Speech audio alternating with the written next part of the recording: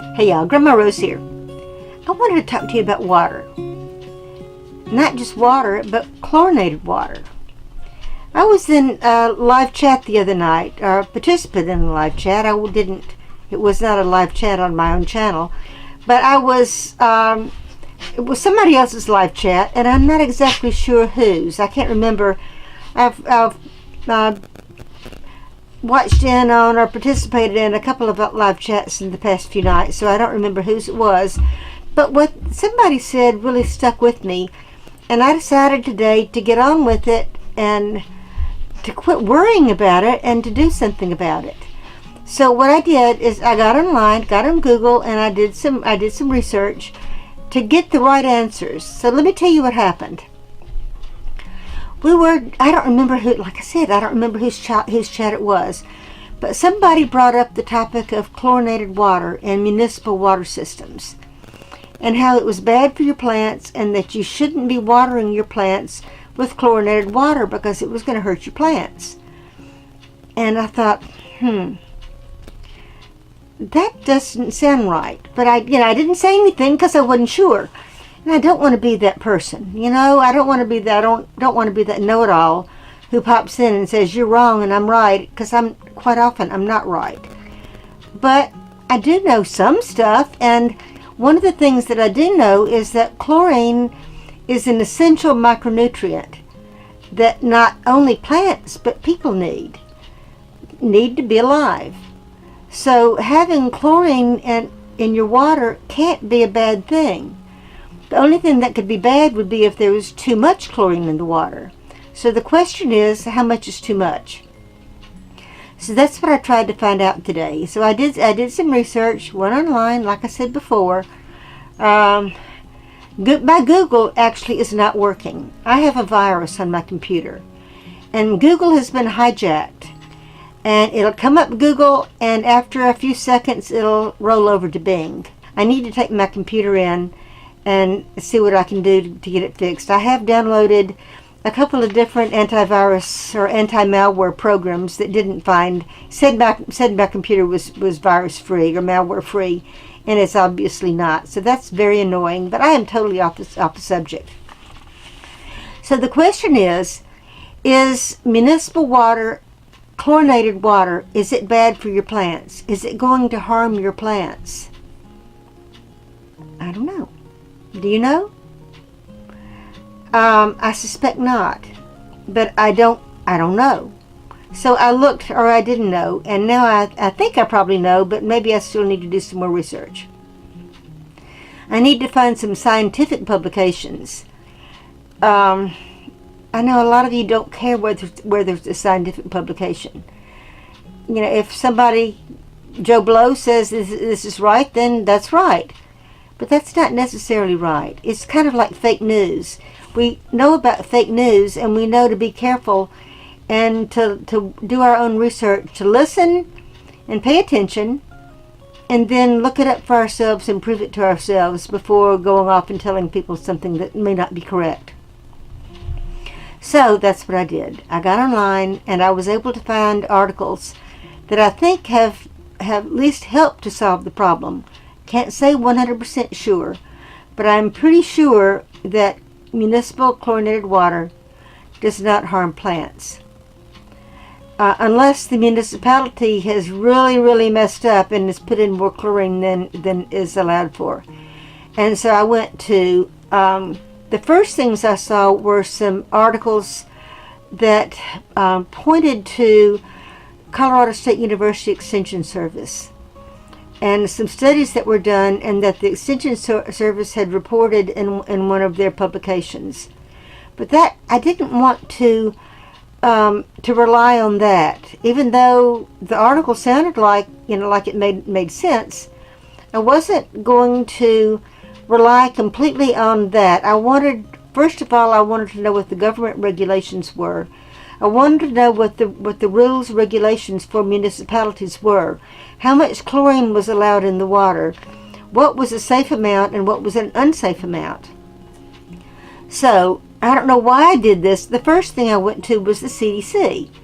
Now, why did I go to the CDC before I went to the EPA? Environmental Protection Agency. It makes sense that water regulations are going to be regulated by the EPA. Well, what the CDC did, though, was let me know that there is a report that is required to be filed by each water municipality. That's not the right word, but water company. Cities, small towns, counties, whatever, is required to file a report to their consumers every year. It's a yearly report that is required to be filed. So I went online and I found my county's report that had been it was online. Now it said that every person in the county who was a customer of this water company was supposed to receive this report. Well, apparently what my county did was, instead of mailing out a copy of the report to everybody, they put a copy of it in the newspaper. So they published a copy of the report in the local newspaper, and they posted on the local community center's front door a copy of the report. Then on the water bill that came to everybody, they printed on the water bill where they could find the report. So they printed on the water bill that this report is available. It was published in the newspaper on such and such a date. And then they said the report is also affixed to the door of the local community center. Well, I didn't know that. I got my bill and I looked at the amount that I was due. How much money did I owe? And I should have paid attention to whatever notice was on there, but I didn't realize that they were putting notices on there. You know, I had seen that there was going to be the most recent bill that came notified us that there was a board meeting, some kind of important meeting coming up at the end of this month, and it was going to be at my local community center, which is about a block away from my house. And I do intend on attending that meeting. But back to the story. So the water company published this report, and let me get the name of it correct. It's called the Consumer Confidence Report, and what it is, it's an annual water quality report. And so this says, and this was on the CDC's website. It says most public water suppliers are required to provide CCRs, which is the Consumer Confidence Report, annually to their customers. If it did not receive or lost, if it was not received or was lost, if you live in an apartment complex, check with the manager. And if you didn't get it, you were not able to find it, then check online, because it might be online. So I did, and that's where I found it. So what I found on the report was, according to our municipality, the highest level of chlorine that is allowed is 4 parts per million. Now, my report reported this in milligrams per liter. I looked online and I found a conversion table that showed that parts per million were exactly the same thing as milligrams per liter. It was just different ways to report the same numbers. So, according to the report that I got from my county, the water that I'm drinking, the water that comes to my house, is that the chlorine amounts or levels in my water average between 0.3 and 0.5 parts per million. It averaged total, the yearly average was 0.5 parts per million. And when you consider that 4 parts per million is allowed, then we were doing pretty good. So then I went to the EPA and I looked on the EPA's website, and I found out that according to the EPA, it was the EPA that set that 4 parts per million as their regulations, as the amount of chlorine that is more than that is not allowed. More than that can be dangerous, but at 4 parts per million or below, it's not going to cause any harm. So there we go. So if you want to look at the study, I will put a link to it. It should be, it should be up there, I suppose, the top right corner. I think that's where you usually see that I in the corner. that I will post there the website, and I'll also put it on the notes of this. So you should be able to go to the EPA, and you should be able to look at their regulations.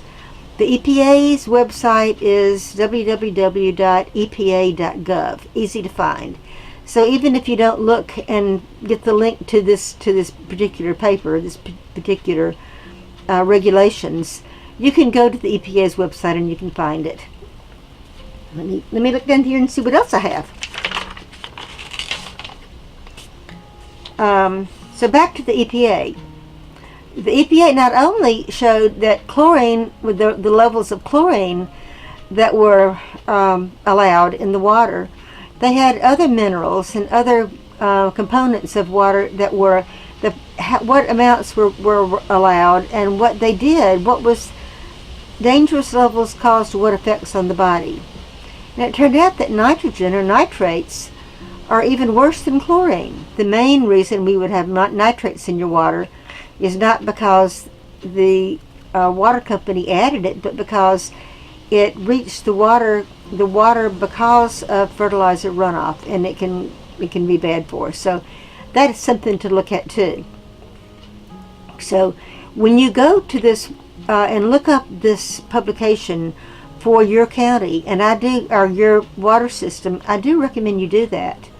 Look at it and see how well your water system does according to the government guidelines. How well does it fall within the levels that the government has set that are supposedly safe? Now, the government does not regulate wells. Yeah, it makes sense. I mean, they're not going to regulate every farmer or every person that has a well, but it does regulate public municipalities, public water systems. So now we're going to go to that Colorado State University paper that I talked about, having read about. So I didn't just trust the articles that I had read that referenced this article. I went to the Colorado State Extension Service website, and I found the paper. And let me give you the name of the paper, the publication number of the paper, and tell you what it's all about. So this is Colorado State University's Extension Service. It's publication number 1548, and the title of the publication is Impact of Watering Lawns and Gardens with Chlorinated Water. So what this said is that chlorinated water may kill soil microorganisms. Well, yeah, that's what chlorinated water does, and that's why our water systems put chlorine in the water to begin with. The intention is to kill bacteria that could be in our water that's going to make us sick. Now the point is not to put in so much chlorine that the chlorine itself is going to make us sick, but hit the happy medium where it'll kill off bacteria and protozoans and other kind of microorganisms that will cause disease. That is the purpose of the chlorine in the water. One thing that you need to take into consideration: if you have a worm bin, if you're making compost tea, if you're making worm tea using worm castings, probably not a good idea to use your tap water to dilute it, because that tap water contains chlorine. Maybe bottled spring water might be the thing to use to dilute your worm castings, or to dilute your compost to make the compost tea, because chlorinated water will kill the bacteria, kill the microorganisms in that water, or in the tea, and it will totally nullify the effects of it. That's something to think about.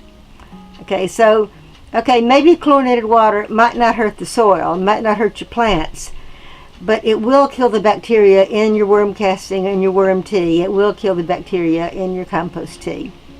Let's don't use it for that. Let me tell you what this article, the Colorado State article, did. According to what I read in the article, the Colorado State University Extension Service did not do this study, but it reported on a scientific study that was done by somebody else. And what they did was they tested, I think, first of all, municipality water.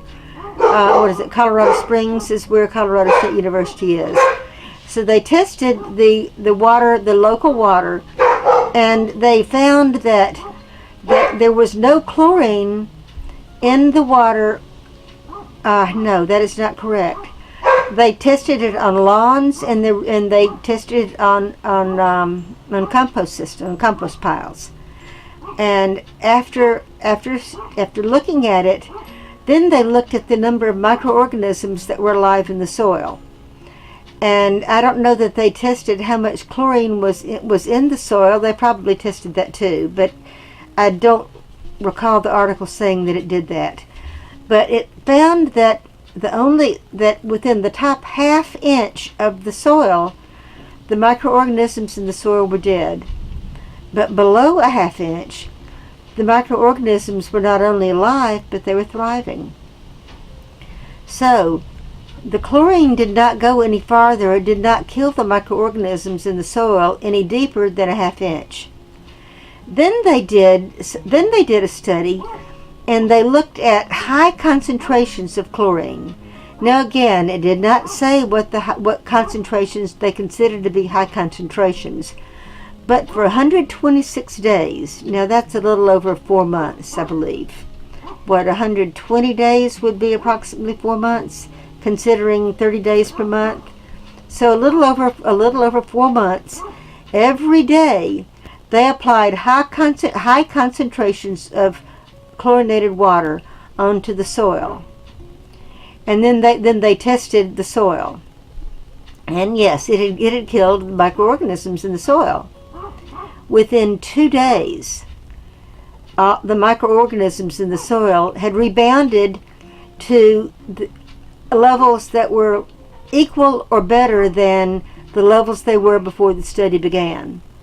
So yes, even though the chlorine did kill the microorganisms in the soil, it took high concentrations of chlorine to do it, and then it only lasted for 2 days. So that's something good to know. So, number one, chlorine in the soil, chlorine at the regular levels that we have in our water treatment plants. It's been added by the water treatment plants, is only going to kill microorganisms at a half inch deep or less. So this is a good reason when you water your plant to water it deeply and hope for good rain. But you want to water it deeply so your plant's roots are going deep in the soil. You don't want shallow roots. You don't want roots within that top half inch of the soil. You want them to be deep in the ground. And that way, the microorganisms in the soil are going to provide the nutrients for your plants, and you need those microorganisms to be alive. Now, that looks like they did a third study. And the third study, what they did is they treated the soil with a chlorine solution of 65 parts per million. 65 parts per million. The EPA allows 4 parts per million to be safe in chlorine that's added to your drinking water by water treatment plants. 65 parts per million is way out there. Way out there.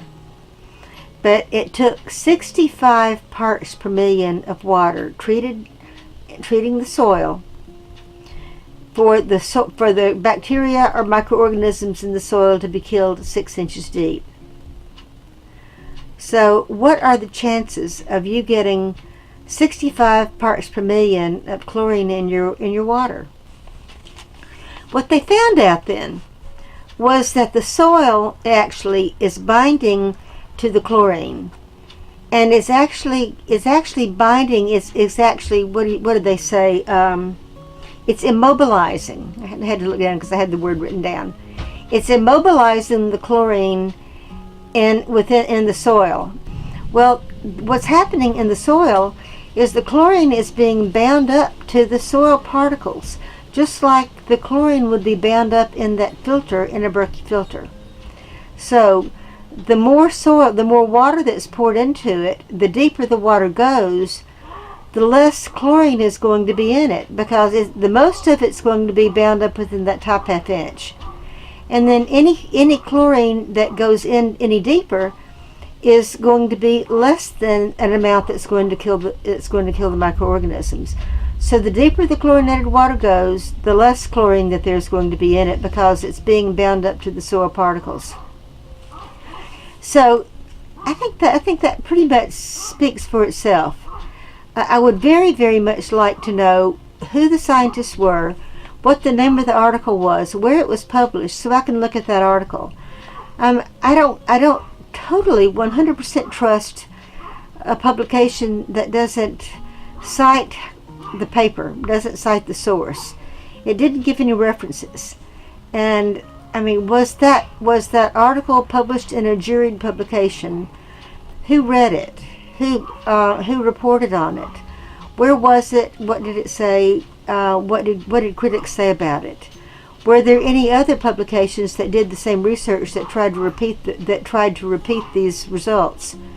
So that's why I'm going to say I won't say 100% that this is correct, but I feel pretty confident that this is correct. Like I said at the very beginning, chlorine is an essential nutrient, but it is required, and plants going to die without it. People are going to die without it.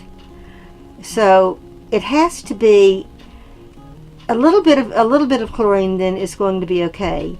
And I guess the question is, what is a little bit, and how much is okay? And is the 0.3 to 0.5 parts per million that's in our municipal water supplies, is that little enough to be the amount that our plants need? Or can we trust that any amount that is beyond that, is that going to be bound up in the soil? So I would like to see some more publications on it, and try to find some more publications on it. And if I find some more information on it, I will report to you what I did find. But for now, I think for the most part, just saying as a flat, chlorinated water is bad for your plants, I think we can say definitely that is not true. So the question is, what % of chlorine is not dangerous for the plants?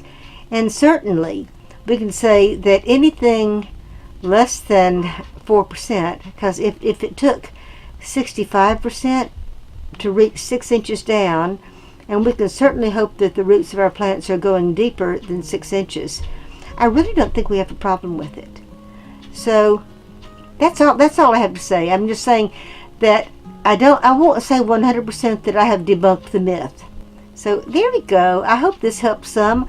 I hope I helped you some and gave you some information that you can look for and look up and reach your own conclusions. I mean, don't listen to just what I have to say, because I'm just one person saying this. But read these articles, go to the CDC website, go to the EPA website, look up this Colorado State article. I'm going to post all of these articles and the links to them in the show notes for the program. It's going to be in the show more underneath the in the article, where right below where it says, where it cuts off, it'll say show more. You can look under there, and I will publish these links.